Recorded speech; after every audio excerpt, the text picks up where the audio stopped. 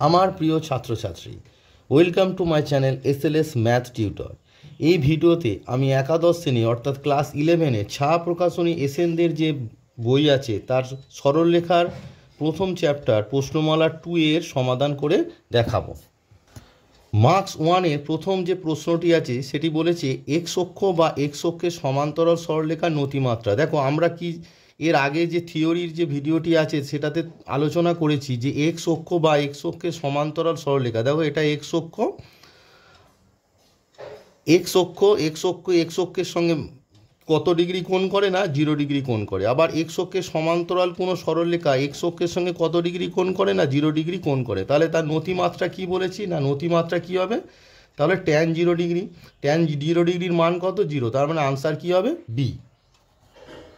এর পরের যে প্রশ্ন আছে 2 নম্বরে বলেছে ওয়াই অক্ষ বা ওয়াই অক্ষের সমান্তরাল সরলরেখার প্রবণতা। দেখো, আমরা যদি চিত্র অঙ্কন করি তাহলে দেখো ওয়াই অক্ষ বা ওয়াই অক্ষের সমান্তরাল সরলরেখা,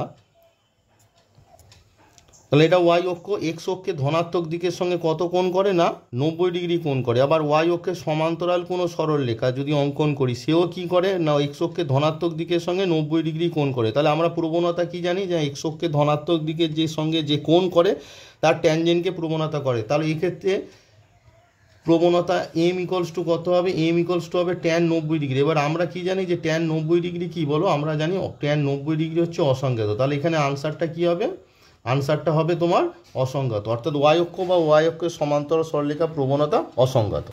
এর পরের যে প্রশ্নটি দিয়েছে 3 নম্বরে বলেছে 3x + 4y - 12 সরলরেখা এক্স অক্ষ দুটির সঙ্গে যে ত্রিভুজ উৎপন্ন করে তার ক্ষেত্রফল কি হবে? একটা জিনিস দেখো যে সরলরেখাটি তার মানে এক্স এবং ওয়াই অক্ষ, অর্থাৎ দেখো অক্ষ দুটির সঙ্গে অর্থাৎ এক্স এবং ওয়াই অক্ষকে কি করেছে? ছেদ করেছে। তার মানে কি আছে? এই সরলরেখাটিকে ছেদিতাংশ রূপে প্রকাশ করতে হবে, অর্থাৎ এক্স এবং ওয়াই অক্ষ থেকে সে কত একক ছিন্ন করেছে সেটা তোমাদের আগে বের করতে হবে। তার জন্য কি করতে হবে? প্রদত্ত সরলরেখাকে ছেদিতাংশ আকারে লিখতে হবে। দেখো, প্রদত্ত সরলরেখা কি আছে? 3x + 4y - 12 = 0।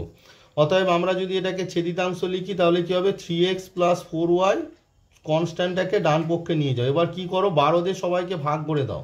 12 দিয়ে সবাইকে যদি ভাগ করে দাও উভয় পক্ষকে, তাহলে এক্স বাই কত হয়ে যাবে? 4 + ওয়াই বাই কত হয়ে যাবে? 3 = 1। অর্থাৎ প্রদত্ত সরলরেখাটি এক্স অক্ষকে কি করেছে? এক্স অক্ষকে তোমার 4,0 বিন্দুতে ছেদ করেছে, সেটা নাম দিয়ে দাও এ।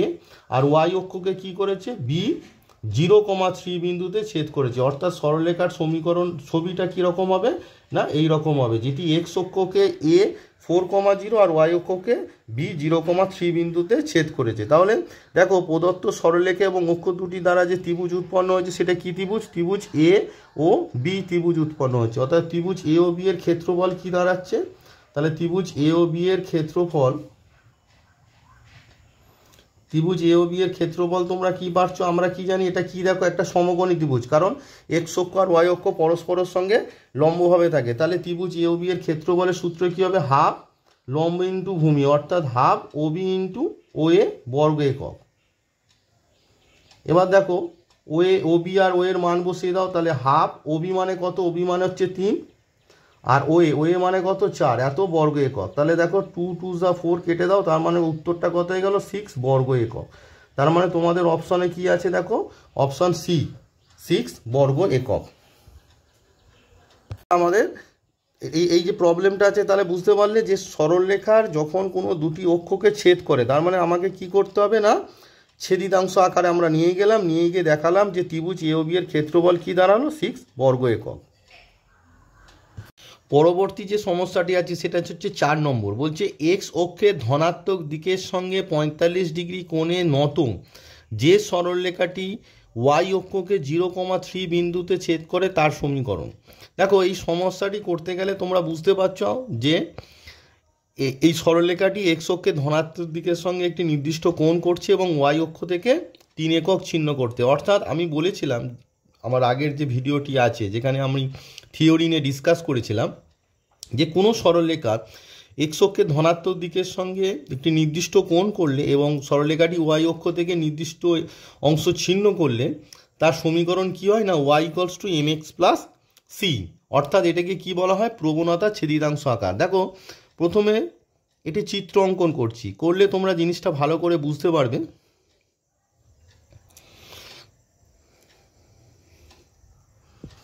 তাহলে দেখো সরলরেখাটি এক্স অক্ষের ধনাত্মক দিকের সঙ্গে 45 ডিগ্রি কোণ করেছে, তার মানে এই কোণটা হচ্ছে 45 ডিগ্রি। আর কি না, ওয়াই অক্ষকে 0,3 বিন্দুতে ছেদ করেছে, অর্থাৎ ওয়াই অক্ষের ছেদিতাংশটা কত 3।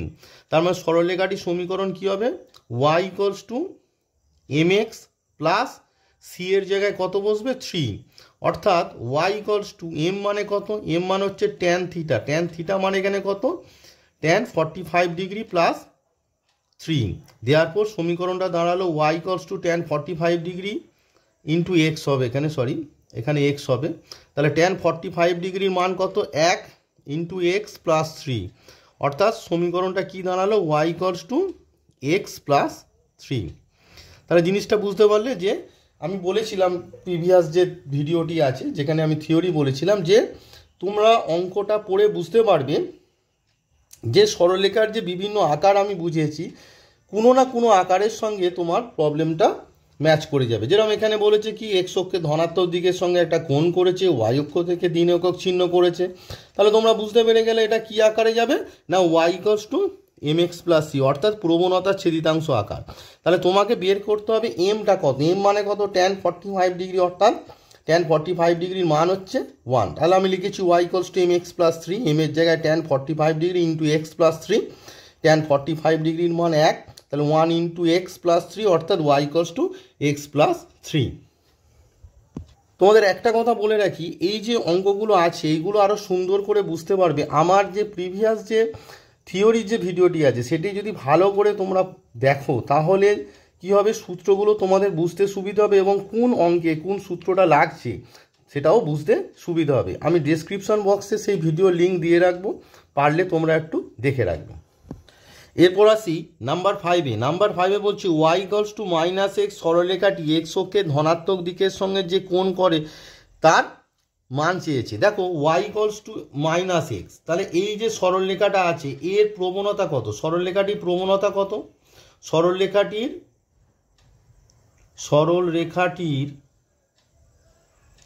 প্রবণতা বলবে যে কিভাবে বের করবো না, দেখো এই সরলরেখাটা কি অ্যাকচুয়ালি মূল বিন্দুগামী সরলরেখা, মূল বিন্দুগামী সরলরেখার সমীকরণ y equals to m x, যার প্রবণতা কি এম। তাহলে এখানে দেখো এক্স এর সহগ কত আছে, এক্স এর সহগ কিছু নেই মানে -1 আছে, তাহলে সরলরেখাটির প্রবণতা কি দাঁড়ালো, সরলরেখাটির প্রবণতা দাঁড়ালো -1। এবার দেখো সরলরেখাটি এক্স অক্ষের ধনাত্মক দিকের সঙ্গে যদি থিটা কোণ করে তাহলে কি হবে, এক্স অক্ষের ধনাত্মক দিকের সঙ্গে যদি থিটা কোণ করে তাহলে তোমার দাঁড়াবে tan theta equals to -1 equals to কী হলো মাইনাস ট্যান 1 মানে কত 45 ডিগ্রি। এবার দেখো ট্যান কোথায় নেগেটিভ, ট্যান হচ্ছে দ্বিতীয় পাদে নেগেটিভ, তাহলে তোমরা কি লিখতে পারো না tan theta equals to tan, এবার দেখো 45 ডিগ্রি, তার মানে দ্বিতীয় পাদে নিয়ে যেতে গেলে এই লাইন বরাবর কি হয় 2 ইন্টু 90 ডিগ্রি, আর উপরে উঠছে মানে ব্যাক করছে মানে মাইনাস হবে, তাহলে কি হবে 2 into 90 degree minus 45 degree, minus tan 45, tan negative হচ্ছে তোমার দ্বিতীয় পাদে, তাহলে দ্বিতীয় পাদে কী করা হচ্ছে দেখো যে এই যে লাইনটা এই লাইনটা হচ্ছে কি না 2 ইন্টু 90 ডিগ্রি, আর দ্বিতীয় পাদে নিয়ে যাওয়ার জন্য মাইনাস করা হচ্ছে, কারণ প্লাস লিখলে সেটা তৃতীয় পাদে চলে যাবে।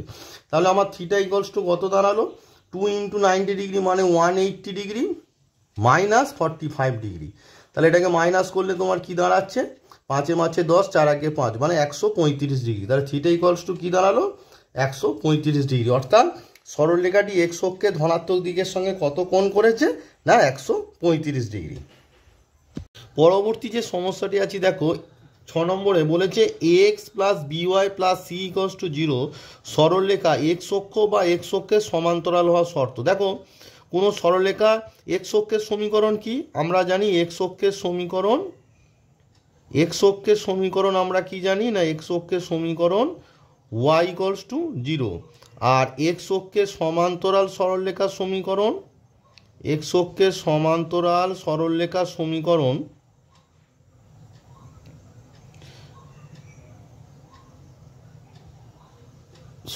আমরা কি জানি না ওয়াই ইকুয়ালস টু সি। তার মানে কি দাঁড়ালো এখানে দেখো এক্স টার্মটা নেই, এখানেও এক্স টার্মটা নেই, কিন্তু কনস্ট্যান্ট থাকতেও পারে নাও থাকতে পারে, তার মানে আমার এক্সের যে সহগ অর্থাৎ তোমার মেন শর্ত হচ্ছে এক্সের সহগ কী হতে হবে, 0 হতে হবে, অর্থাৎ a ইকুয়ালস টু 0 এবং y এর সহগ আছে, অর্থাৎ y এর সহগটা নট ইকুয়ালস টু 0, অর্থাৎ আনসারটা তোমার হবে বি, a ইকুয়ালস টু 0, অর্থাৎ x এর সহগটা শূন্য হতে হবে, কারণ x অক্ষের যে সমীকরণ বা x অক্ষের সমান্তরাল সরলরেখার যে সমীকরণ আছে সেখানে x টার্মটা নেই, তাই তোমাকে x এর সহগ শূন্য হতে হবে, আর y টার্মটা আছে তাই y এর সহগ নট ইকুয়ালস টু 0। নেক্সট 7 বলছে ax plus by plus c equals to 0 সরলরেখার মূল বিন্দুগামী হওয়ার শর্ত। মূল বিন্দুগামী সরলরেখার সমীকরণ কি আমরা জানি? মূল বিন্দুগামী সরলরেখার সমীকরণ হচ্ছে y ইকুয়ালস টু mx। মূল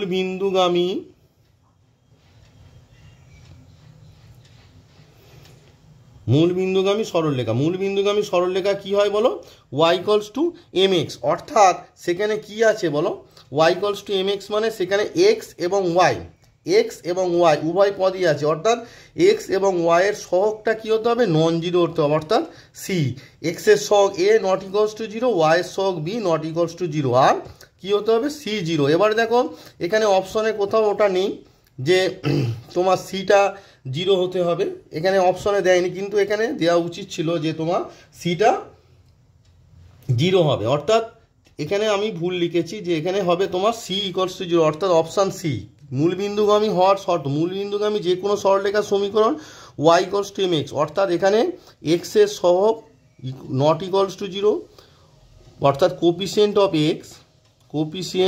x not equals to 0, coefficient of y not equals to 0, আর কনস্ট্যান্ট টার্ম যেটা আছে কনস্ট্যান্ট টার্মটা ইকুয়ালস টু 0, অর্থাৎ অপশান সি কি আছে? a not equals to 0, b not equals to 0, আর c ইকুয়ালস টু 0। এটা হচ্ছে কোনো সরলরেখা মূল বিন্দুগামী হওয়ার শর্ত। নেক্সট বলেছি 2x minus 3y plus 5 equals to 0 সরলরেখার নতিমাত্রা এবং y অক্ষের ছেদিতাংশ। বারবার বলেছি যে কোনো সরলরেখার নতিমাত্রা নির্ণয় করতে গেলে আমার যে প্রিভিয়াস ভিডিও আছে থিওরি, সেখানে বলেছিলাম সেটাকে y equals to mx plus c আকারে লিখতে হবে, আর সরলরেখার নতি কী হবে? x এর সহগ, নতিমাত্রা হবে x এর সহগ, আর y অক্ষের ছেদিতাংশ হবে যে কনস্ট্যান্ট টার্মটা থাকবে। তাহলে প্রদত্ত যে সমীকরণটা আছে তোমার 2x minus 3y plus 5 equals to 0, তাহলে এই সমীকরণটাকে আমি y equals to mx plus c আকারে লিখবো। তাহলে 3yটা ওই পারে নিয়ে গিয়ে অর্থাৎ ডান পক্ষে নিয়ে গিয়ে যদি আমি ওটাকে প্রথমে লিখি, তাহলে আমার দাঁড়াচ্ছে 3y equals to 2x plus 5, তার মানে y ইকুয়ালস টু কত হবে না? সবাইকে 3 দিয়ে ডিভাইড করে দাও, তাহলে কি দাঁড়ালো? 2/3 ইন্টু x প্লাস 5/3, অর্থাৎ সরলরেখার প্রবণতা m ইকুয়ালস টু কি দাঁড়ালো? x এর সহগ কত বলো? 2/3, আর y অক্ষের ছেদিতাংশ y অক্ষের ছেদিতাংশ ইকুয়ালস টু কত দাঁড়ালো? c ইকুয়ালস টু হচ্ছে 5/3, তার মানে আনসারটা তোমার হবে 2/3 আর 5/3, অর্থাৎ বি। তাহলে বুঝতে পারলে যে এই যে আমি প্রবলেমগুলো তোমাদের আজকে করালাম এই ভিডিওতে, যে প্রত্যেকটা প্রবলেম সলভ করতে গিয়ে আমাকে কি জানতে হচ্ছে? বেসিক কনসেপ্টটা ভালো করে জানতে হবে। তাই এই অঙ্কগুলো তোমরা আরও ভালো করে বুঝবে যদি আমার আগের যে ভিডিওতে বেসিক কনসেপ্টটা আমি বুঝিয়েছি সেটা যদি একটু ভালো করে দেখে তারপর এই অঙ্কগুলো দেখো, তাহলে তোমরা চ্যাপ্টারটা আরও সুন্দর করে বুঝতে পারবে। এই চ্যাপ্টারের পরবর্তী অঙ্কগুলো আমি আমার পরবর্তী যে ভিডিও থাকবে সেখানে পরপর দিতে থাকবো। তোমরা আমার চ্যানেলটাকে সাবস্ক্রাইব করে রাখো, তাহলে আমার যে পরবর্তী ভিডিওগুলো আসবে সেগুলো নোটিফিকেশান তোমরা পেতে পারো।